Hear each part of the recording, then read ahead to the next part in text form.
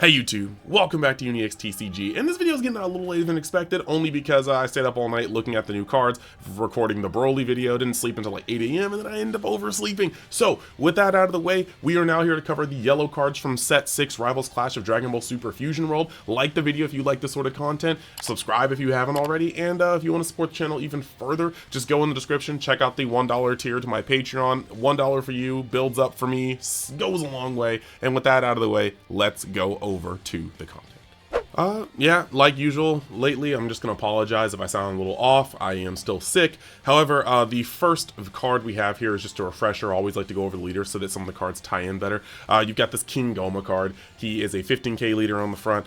When attacking, draw one card, and he awakens at 4 life or less, which is just drawing a card then flipping over. And then when you get to his awaken side, he is a when attacking, place one field that includes Demon Realm or Demon World and its special traits in your battle area into its owner's drop. Then you can play up to one battle card with a cost of 3 or less in the same special trait as the field placed into its owner's drop by the skill from your hand. So yes, you are going to be cheating out 3 or less cards by popping your field card, and we have a lot of cards that interact with that. I'm going to go into it deeper when I go specifically into the King Gomah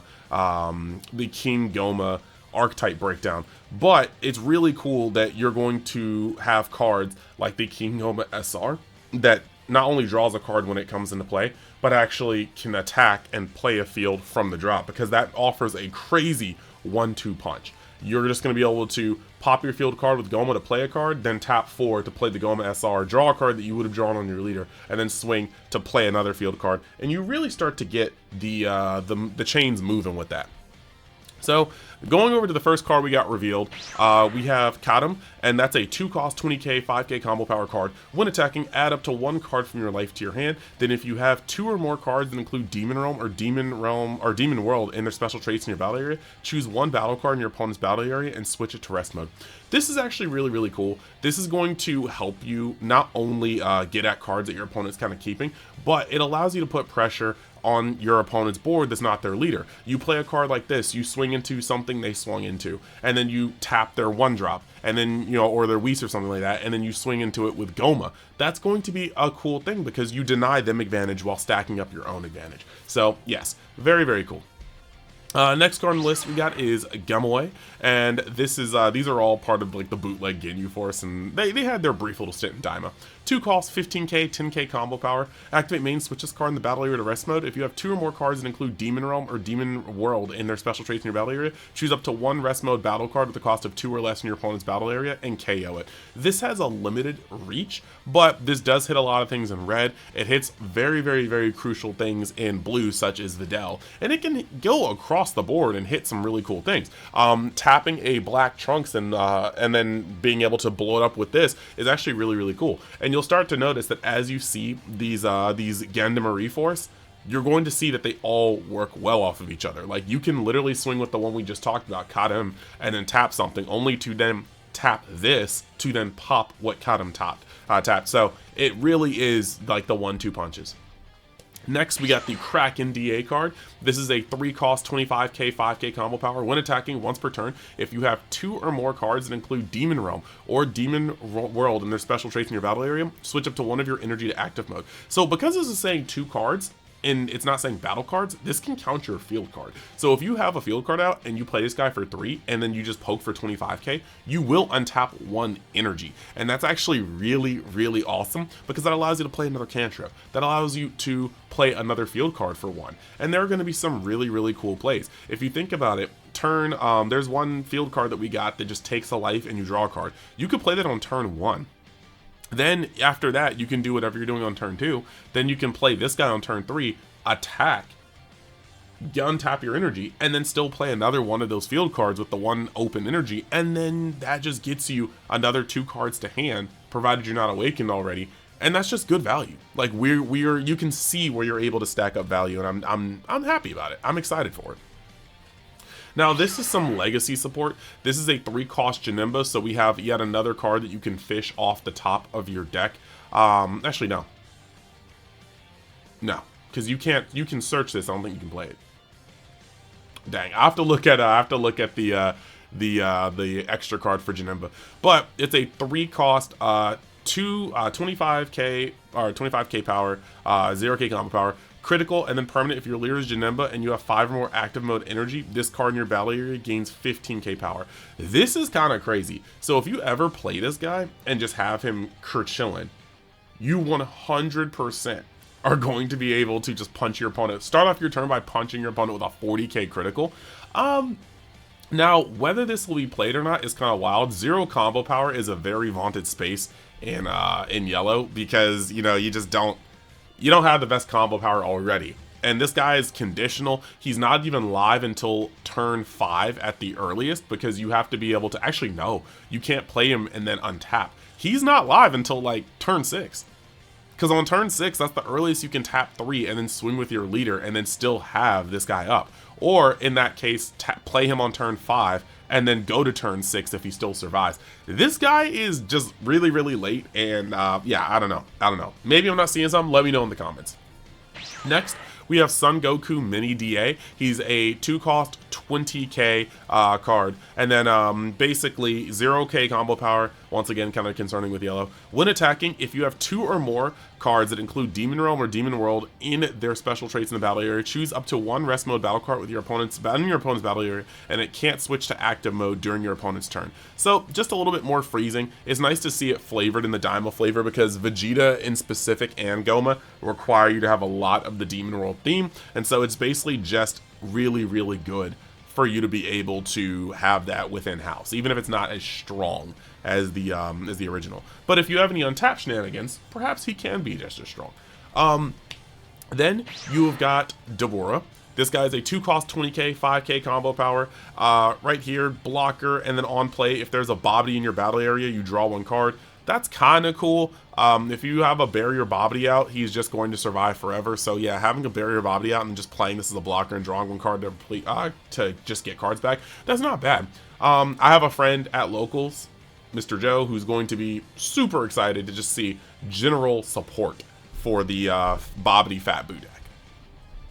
Alright, speaking of the Gundam Reforce, you have a new one, Danima, and he is a 2-cost 20k, 5k combo power on play. If you have 2 or more cards that include Demon Realm or Demon World in their special traits in their battle area, draw 1 card. So he's basically a 2-cost cantrip, but he can also be played for free off of Gomah by killing your field card. So that's something to actually think about pretty handily there.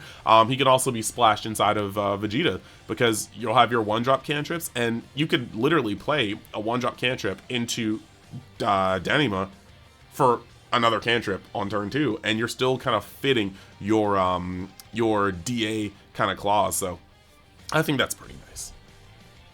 The next card we have here is Degesu DA. He's a 1-cost 5k combo power searcher, and then on play, look at 5 cards from the top of your deck, reveal up to 1 King, Gomah, or Field, and add it to your hand. Place the rest at the bottom of your owner's deck in a random order. This card is OD. This card picks up everything you want in the deck outside of Arinsu, and I know that, like, yes, you're missing all the Gendamari pieces if you think about it, but your field cards are what you need to get going. You need to fish the field cards out of your deck so that you can play them / discard them, anything you want to, as fast as possible, so you can kind of set up your thing. And then the SR for Gomah is actually just insane too, so this all works. Now we've got Hillia, the only vanilla one, which is unfortunate. And then moving over, we have Marba DA. She's a 1-cost 5k with 1,000 or a 10,000 combo power, and she just says activate main, switch this card in your battle area to rest mode. If there's 2 or more cards that include Demon Realm or Demon World in their special traits in the battle area, play 1 field card at the cost of 2 or less from your hand. This is kind of cool, because this will allow you to, at the cost of going -2, you will be playing a field card for 1 less. So jury's kind of out. We need to see how many cards you draw, because Gomah doesn't draw on his backside. So we do need to see how many cards we will have at our disposal to kind of use this. But as it stands, I think this is kind of a cool card to at least look at. Next, we got a new Majin Kuu, which was expected, seeing as that Arinsu reduces the cost of Doos and Kuus. So this Majin Kuu is a 3-cost 30k, 10k combo power good stats all around. And then permanent, this card in a battle area cannot be switched to active mode during the charge phase. So I'm not mad about this, only because you might only want to swing with it once, and then after that, you know, you might need a Neva to untap it. You might need to untap it if you're running things like Time Rewound, anything like that. But at the end of the day, I think it's just really cool to look at this guy and know that you can play a 30k for one as long as you played Arensu that same turn. So very, very, very cool. And then moving over, we've got this Majin Duu. He's a 3 cost, 25k power, 5k combo power critical. And the crazy part about this guy is that the turn you play Arensu, you can play this for 1. So there are going to be some cool things. Like if you play out a Kraken, and then your following turn, you know, if the Kraken still survives, you play out Arensu, or not, maybe. You just need to play out Arensu, maybe. But play on turn 4, you can play Arensu, and then you can tap 1 to play out Majin Duu. And then you can tap your field card to draw an extra card, and then, you know, you got your leader swing. Well, first you got this swing, because it's critical. Then you have your leader swing, then you have Arensu. So there's, like, some cool things you can do, but I am very interested to see how this plays out, because I think there's some plays. I think Gomah has some plays. The next thing we have here is the Might of Mega. This is a 3 cost, 20k, 10k combo power. On play, choose 1 rest mode card in your opponent's battle area, and it cannot switch to active mode during your opponent's turn.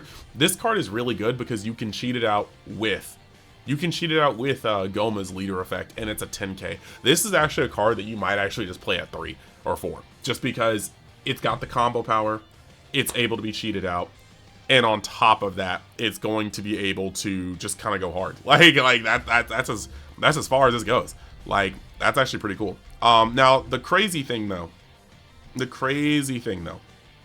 is that you do have the sense that Gomah specifically says he needs to, it's like, place 1 field card that includes Demon Realm or Demon World into special traits, play up to 1 battle card with a cost of 3 or less that is going to have the same special trait as the field.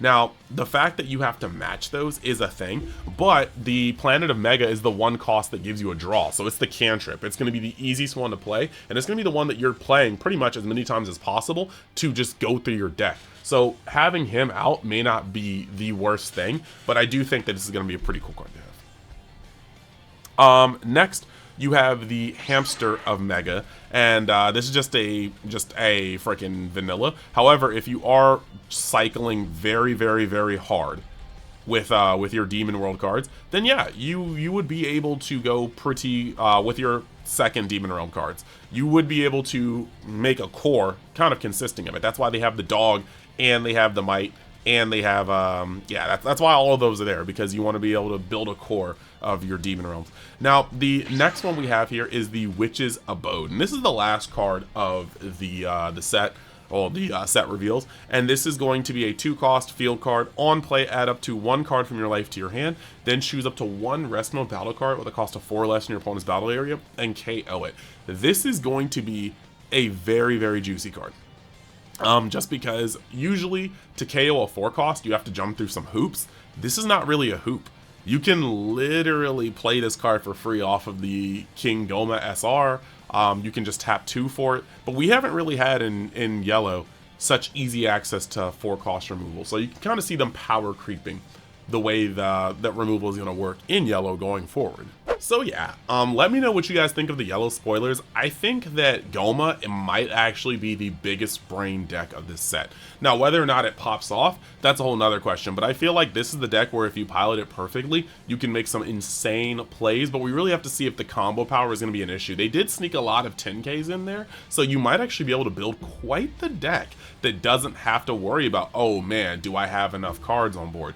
However, I would like another field card maybe, but we already kind of reaching critical mass with that. We will have to see. But I'm super excited to see where this deck will go, as well as Vegeta DA, who can use many of the same cards in this deck. So yeah, thank you guys for watching. I hope you guys enjoyed this video. Look out for more, because we're going to knock these out over the next couple days. Promise this time. And then we're going to get full revving. Like, there's things to cook here. Now that I'm not trying to get my second channel monetized anymore, we'll be able to go full speed on the releases. So look out for stuff here. Look out for stuff on the Patreon, because once we start going to the deeper deck builds, we're really going to dive in there. And then on top of that, yeah, like this video if you haven't already. Subscribe if you haven't already. free, and if you just want to support in a basic way, the $1 tier on the Patreon is the way to go. Thank you guys for chilling here, for watching, for giving me your patronage, no pun intended, and I will see you in the next video. Leave me in the comments. Leave a comment in the comments which ones you'd want to cover next out of blue